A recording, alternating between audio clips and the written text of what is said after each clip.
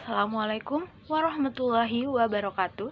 Halo teman-teman, ketemu lagi dengan saya Darmawati dari kelas 28A. Nah, kali ini kita akan membahas tentang teknik pemberian skor. Teknik pemberian skor yang pertama adalah pemberian skor tes pada domain kognitif. Nah, adapun macam-macamnya yaitu yang pertama penskoran soal bentuk pilihan ganda. Ada beberapa cara penskoran pada pilihan ganda. Yang pertama adalah penskoran tanpa adanya koreksi jawaban, dan penskoran adanya koreksi jawaban, dan penskoran dengan butir bobot pada soal. Kemudian pemberian skor tes pada domain kognitif yang kedua adalah penskoran soal bentuk uraian objektif.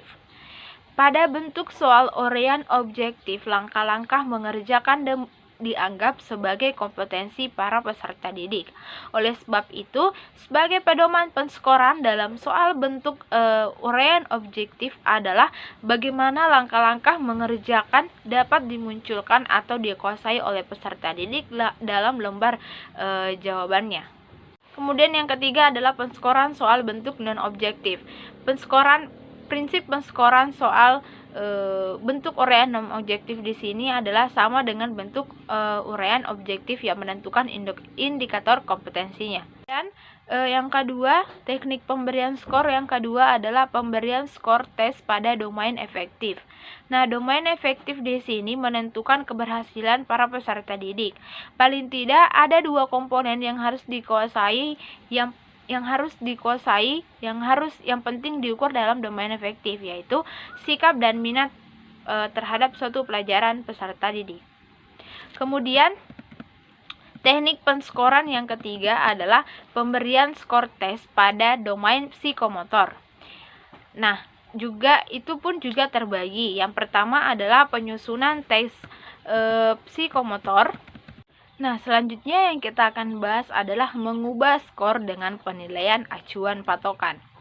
Di sini ada yang pertama yaitu konsep pendekatan penilaian. Ada dua pendekatan yang umum digunakan oleh para guru, yaitu pendekatan penilaian acuan norma atau yang disingkat PAN, dan penilaian acuan patokan yang disingkat dengan PAP. Nah, PAP di sini jika seorang guru di sini memilih sebagai pendekatan PAP apabila kita berkeinginan membandingkan skor peserta didik dengan suatu nilai standar yang sudah ditentukan pemberian skor teoritisnya. Skor teoritisnya di sini adalah skor maksimal apabila menjawab benar semua butir soal dalam suatu perangkat tes. Selain itu, PAP dipilih dengan pertimbangan bahwa perangkat tes yang dipakai untuk mengukur prestasi peserta didik merupakan perangkat tes terstandar yang terjamin reliabilitas dan validitas. Kemudian adalah pendekatan PAP. Pendekatan penilaian acuan patokan atau yang disebut dengan PAP, penilaian dengan norma absolut atau kriteria. Pendekatan PAP berarti membandingkan skor-skor hasil tes peserta didik dengan kriteria atau patokan yang secara absolut atau mutlak telah ditetapkan oleh guru. Jadi, skor peserta didik di sini tidak dibandingkan dengan kelompoknya, tetapi skor itu akan dikonferensi menjadi nilai-nilai berdasarkan skor teoritisnya. Selanjutnya, mengubah skor dengan penilaian normatif. Yang pertama, konsep pendekatan PAN. Nah, sebelumnya saya sudah menjelaskan tentang perbedaan dari PAN dan PAP, yaitu terletak pada tolak ukur pemberian skor pada peserta didik. Nah, pendekatan ini menggunakan cara membandingkan prestasi atau skor mentah peserta didik dengan sesama peserta didik dalam kelompok atau kelasnya itu sendiri. Makna nilai dalam bentuk angka maupun kualifikasi memiliki sifat relatif. Artinya, bila kita sudah berhasil menyusun pedoman konferensi skor berdasarkan teks yang sudah dilakukan pada suatu kelompok atau kelas itu sendiri, maka pedoman itu hanya berguna bagi kelompok atau kelas itu.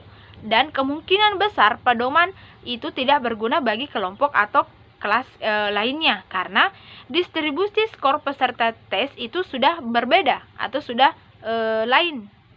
Kecuali pada saat pengolahan kelompok atau kelas yang lain tadi disatukan dengan kelompok atau kelas itu kelas yang pertama. Teman-teman, cukup sekian yang saya sempat sampaikan.